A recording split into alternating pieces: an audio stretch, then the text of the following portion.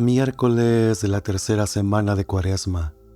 Evangelio según San Mateo capítulo 5, versículos del 17 al 19.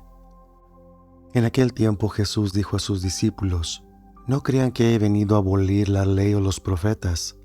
No he venido a abolirlos, sino a darles plenitud.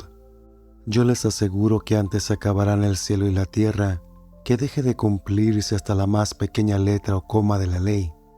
Por lo tanto, el que quebrante uno de estos preceptos menores y enseñe eso a los hombres, será el menor en el reino de los cielos, pero el que los cumpla y los enseñe, será grande en el reino de los cielos.